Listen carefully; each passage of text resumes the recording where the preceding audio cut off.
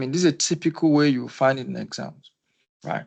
So you have the standard material cost that's been given for 100 kg of omega products. Yeah, this product requires combination of alpha, beta, and gamma to make the product. So you need those three input materials. And they've given the quantity. This is standard, remember, please take note, standard, right?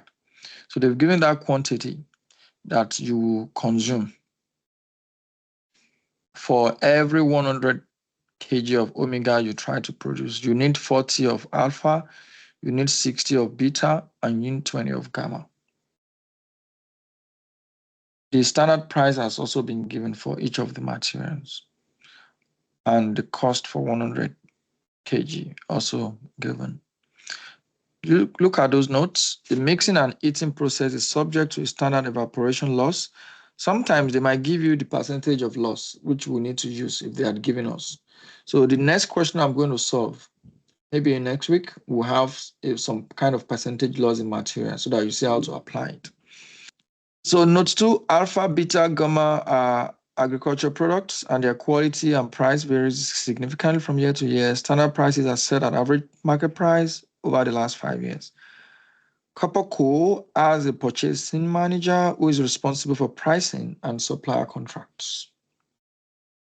The standard mix is set by the finance department. Yeah, the last time this was done was at the product launch, which was 5 years ago. Imagine, 5 years ago, that was when they've set that standard mix. So obviously, this might not even reflect the reality, but we'll see. Let's find out. Last month, 4,600 kg of omega was produced using the following inputs. So which means this is actual. So they've given us actual for 4,600 kg of product produced. Yeah, this is where the work is. Now let's do this quick. The first one is the material usage variance. Remember, that's the overall variance that we've been doing all through. So you're going to do that quickly. Then we'll do the mix and yield together.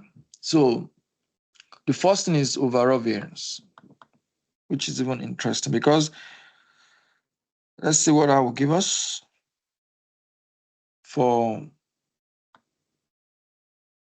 usage variance, just usage variance.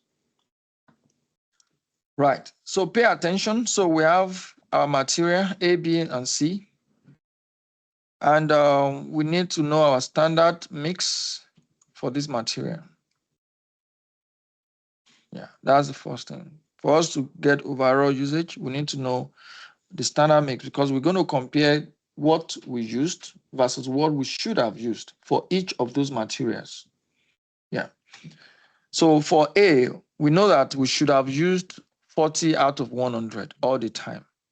But this time around, we are producing 4,600 kg. So which means we should have used, if 40 is equivalent to 100, how much will be equivalent to 4,600? That is 40 multiplied by 4,600 divided by 100.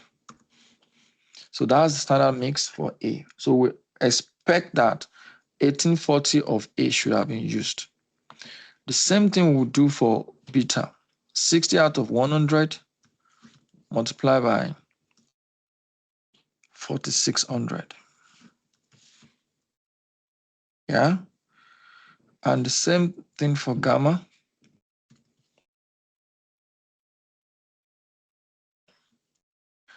And by the time you add everything together, so that is 5,520. So which means that by standard mix, actually we should have used 5,520 worth of material for our products. Yeah, remember this is material. So you don't expect this to be equals to 4,600 because 4,600 is the quantity, is the unit of product, but this is the unit of materials that we need, right? Please stay with me. And if you have any confusion, I need you to scream immediately, right? So now that we know the standard mix, then we just need to compare with the actual. Yeah, the actual quantity of material. And the question has already told us the actual that was used for each of them. So for A, 2200 was used. For B, 2500 was used. And for C, for gamma rather, 920 was used. So which means invariably the actual material that was used was 5620, which you can see here. Yeah, and we should have used actually 5520. However, let's see the variance. Variance is the difference between the standard and actual and valued at the standard price. And standard price has been given, so we can actually put the standard price. So that it's so easy. The standard price is 2, 5, and 1. So which means our variance will be equals to the actual minus the standard multiplied by the standard price. So that's 720 for alpha and no variance for omega or for gamma. This gamma. This is beta. And this is alpha. Okay, so which means the alpha one, is it favorable or adverse? We used more than we planned, so that's adverse. And this is favorable. We use less. Then let's see the total variance, what is actually what we have been asked to calculate. So the total variance for this material is 580 favorable.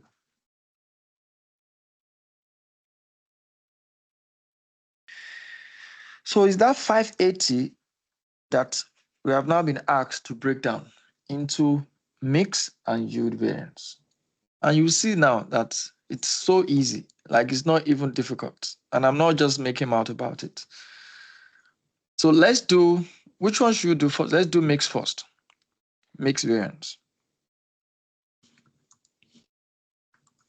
So we want to break down this 580 into mix and usage. Yeah. Remember, what we did on top was the overall, yeah, which we have said that is adverse because we have used more materials. You can see 5620 over what we should have used 5520 overall, and that's why we have this. Yeah. However, the question is, what if this actual are stuck with our standard proportion? That is that comparison that I was talking about. This actual that I'm talking about, what if we had stayed with the proportion that we plan to stay with, which is the standard proportion? And what is that standard proportion? So we need to know our standard proportion. What's our standard proportion? Let's get that quickly first. So what's our standard proportion? Which let me call it standard mix or standard percentage. What is standard percentage for alpha, beta, gamma? Quickly. Right. So to get the standard proportion, all you have to do is to check the sample plan that you have. The sample plan that you have shows that the total material is 120, and you can get your proportion by how much of each material is used in those 120. So for alpha, is 40 out of 120. For beta, is 60 out of 120.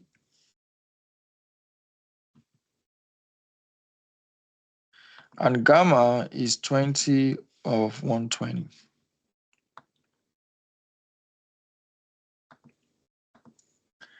So invariably, this is what we expect, that anytime we use materials, this should be the proportion of usage. So if we buy 1,000, if we use 1,000 materials now, we expect that alpha will be 330, beta will be 500, and gamma is going to be 170. And that is what we want to do with mixed variance, to say, okay, what if this actual, this yellow line, if it has stuck with these percentages that we expect? Because obviously, it didn't stick with this percentage. Let's see the actual proportion for just for learning sake. You don't need this for exam. Look at this guy, the way they have used those materials.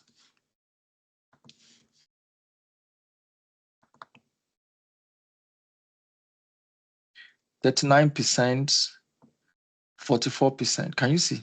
Look at those guys. Can you see 1644.39? Obviously, the total will be 100%. Yeah. Look at the manager that we sat down together at the beginning of the year, and we told him that this is the standard proportion, the way he has used the materials. And you will tell me that if this variance is not favorable, we should not fire him. We will fire him because he has not stuck with the percentage that we agreed beginning of the year. But let's check. Maybe he's making the company better by changing and doing something different from our plan. So, which means we need to get our actual at the standard percentage. So this actual 5620, we now need to use our standard percentage to break it down to see. Because remember, we're saying that this mixed variance is about, we're asking that we want to see what would have happened if we had stayed with our standard proportion. So let me say, what if? So that maybe that helps you. What if we add stock to our standard percentages? Right. That is what we want to do with this guy. And we'll find out. So which means we'll have used 33% of 5620. And like that's for beta and gamma. You can check the total just to be sure that what you are doing is making sense. It has to be the same, 5620, because it's the same total usage, but this time around, we are trying to break it down using the standard proportion, because this is the only thing we are introducing in mix and yield variance. Every other thing we'll pick from here. Remember, we'll pick from these two, the real actual and the standard. When we compare with standard, that is yield variance, but when we compare with the actual, that is mixed variance. So now we're going to bring actual down. So the actual quantity now, which is the same thing as what you have here. So remember what I said, is the same overall that we're going to, because we compare two things, this and this in overall. So when we break it down, we compare this one with this new thing, and we compare this one with this new thing. That's it. So invariably, what we have introduced is just one item in the middle that we're comparing with. This yellow part is the new thing that we have introduced. So which means we need to get our variance. Yeah, and remember, our valuation will always be done at standard price. Like I said, that thing you should remember in your exams. So that's actual minus the new standard now, then valued at the standard price.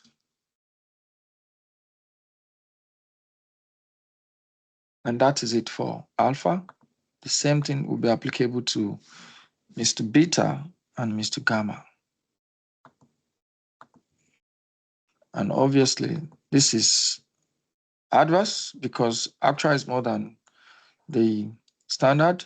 This is favorable, and this is favorable as well, right? Yes, because we use less than the actual. So the total mixed variance is the addition of all of that. And that is 913. And that is favorable because if you have 155 favorable, 16 favorable, 2 favorables minus 1 adverse. Yeah, and that is mixed variance. It's not more than that. And I'm going to do yield variance too now.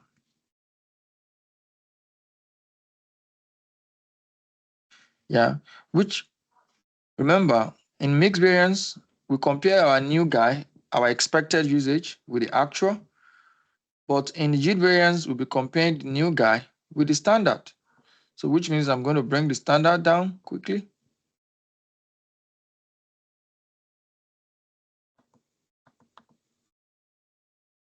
Yeah.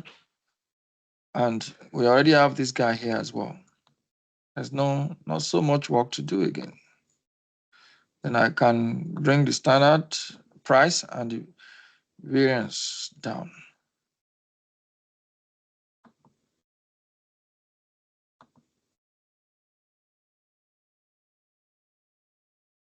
It's as simple as that. If you look at the standard, the actual standard, which is much better than the standard mix, we have used more than the standard real standard mix. Remember, this if you add the total together, the total is all of this together. You have 5620, yeah. Then you see this is your standard. So this is actually your actual that you have broken down, assuming that we have stuck with our standard proportion. So invariably, what we're saying that this is actually our actual, yeah, reality. However, this is budget. So this is what we have used compared to what we should have used. So we have used more than what we should have used. We have used more than what we should have used. And likewise, for each of them, we have used more. So maybe it's better I write the formula consistent the way I've always written it, which is actual minus standard. Multiply by the standard price. Yeah. And that makes it clearer that is actually adverse. Thanks, Carissa, for bringing that up. Yeah. And in fact, easily you can as well see it because if you check the nets, it's actually 913 favorable and 333 adverse. And that reconciles perfectly to the 580 favorable that we had up there.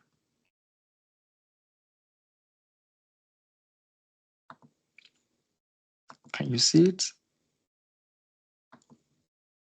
It's the same thing as what we have here. 580, 580.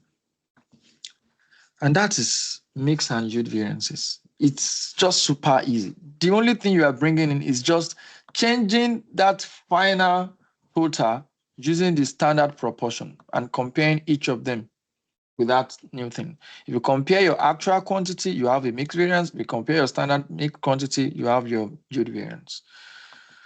And that is it.